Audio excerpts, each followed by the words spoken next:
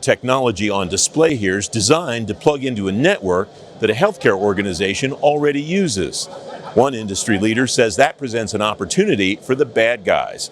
Peter Hancock is Vice President of Global Sales at Asimily. He says vulnerability for healthcare customers is growing. What we're seeing is that as you're a patient, as you're in that hospital room, you're waiting in the ER, you are at your most vulnerable. You as a human are most vulnerable. And you're expecting that the care that I'm going to receive is the best care I can receive wherever you are in whatever hospital. All the vendors, all the manufacturers that are at this conference today want to provide you that best care. However, security is not at the forefront of their business. Their job is to take care of us as humans. Their tools, their technology, whatever they're selling, and that's their job. Their job isn't necessarily security. So as you plug things into networks, and we're seeing more and more, including beds, are going on network that are automated to tell you your weight, your blood pressure, all that. The operating systems that run these not only have tens, they have hundreds of vulnerabilities. So there was an example of a few hospitals in the last year that have been breached. They were breached and they were exposed because they did not have the most secure of systems. And those hospitals have been offline for 6 weeks, 8 weeks. So now you're turning away patients from the ER. You're not able to operate, so you're not able to book revenue. And now you're looking at it and saying, as I plug more and more in, yes, it helps me be more automated, and digital transformation is very important.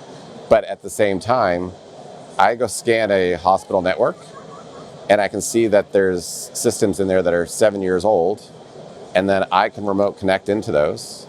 And once I remote connect in, if I can get to your billing system, or I can get to your identity server, I can then grab your identity, or I can download all your records. So we were active in a proof of concept, a pilot for our technology with a hospital system in the last month or so. And we were kind of doing a readout to the head of security. And we said, we kind of hate to tell you this, but there's foreign nationals in your network right now.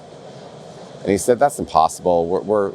We said, well, there's a telnet session coming from Asia that they're traversing your network right now. And all of a sudden, they closed the door, stopped, and said, okay, we need to take action. Mm-hmm. So we see it all the time. We also see misuse of medical equipment, where most medical equipment has an internet browser. And what we see is that people will use that internet browser for personal purposes, whether they're shopping or doing things that adults shouldn't do in the middle of the day when they're at work. So we see all sorts of bad behavior, or devices talking to countries that they shouldn't be talking to, that open them up to exposure. We have about a minute left, Peter. Is the fact that some of these things are becoming revenue events having impact on revenue driving more action in your view? Yes. I would say when we were at the show a year ago, we had a good, healthy run of people interested in what we do. This past show, we have customers who are saying, I need to do something now because I don't want to be like my peers, and I need to make this investment because all of a sudden, cybersecurity is number 10 on my list. It's now 1, 2, or 3, and we're absolutely seeing that based on the events of the last few years. Peter Hancock of Asimily at HIMSS 2024.